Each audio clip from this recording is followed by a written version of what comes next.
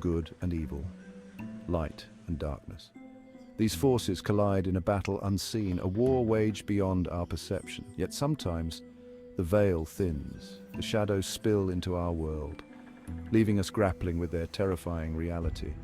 My journey into this unseen war began with sleep paralysis, an experience that shook the very foundation of my understanding.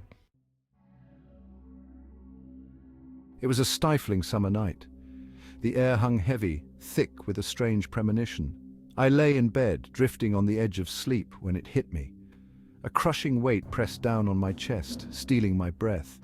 My body was frozen, my mind screaming. Then I saw it, a hulking shadow in the corner of my room. Its eyes, two burning embers, bored into me, filled with an ancient, unspeakable malice. Fear, raw and primal, coursed through me. I wanted to scream, to run, but I was a prisoner in my own body. Finally, as quickly as it had begun, the paralysis lifted. I lay there, heart-pounding, drenched in a cold sweat. Was it real or just a figment of my imagination? The question haunted me, but deep down I knew the truth. Something dark had crossed into my world. The second encounter came months later. It was far more vivid, far more terrifying. The paralysis descended again, a suffocating blanket of fear. This time the shadow was closer, its form more defined. I could feel its icy breath on my skin, smell the stench of decay that clung to it. Panic threatened to consume me. In that moment of utter terror, a single word escaped my lips. Jesus. The effect was instantaneous. The entity recoiled as if burned. Its form flickered, the darkness around it receding slightly. The pressure on my chest eased, and I could finally breathe again. The paralysis broke, leaving me trembling and weak. The encounter left an indelible mark, a chilling confirmation of a battle fought in the shadows.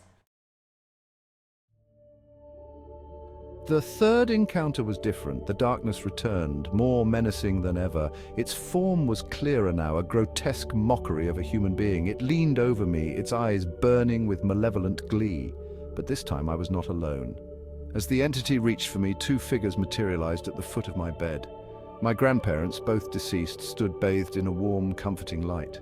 Their faces, etched with concern, were the same ones I remembered from my childhood. "Leave him be," my grandfather commanded, his voice echoing with an authority that sent chills down my spine.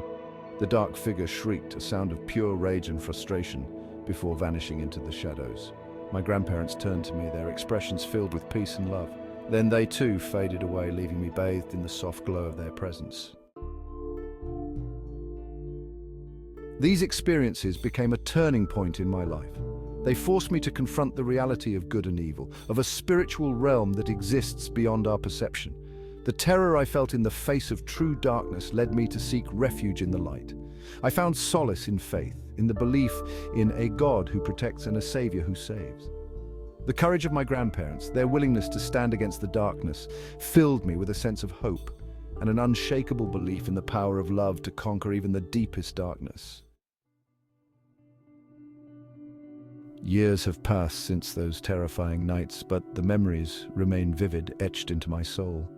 The questions linger. What were those entities that haunted my sleep? What did they want? Were they demons, figments of my imagination, or something else entirely? The answers remain elusive, lost in the shadows. But one thing is certain. These experiences have irrevocably shaped my worldview, forcing me to acknowledge the battle between good and evil that rages around us. It is a battle fought in the shadows, in the quiet corners of our minds, and sometimes in the dead of night, when the veil between worlds grows thin.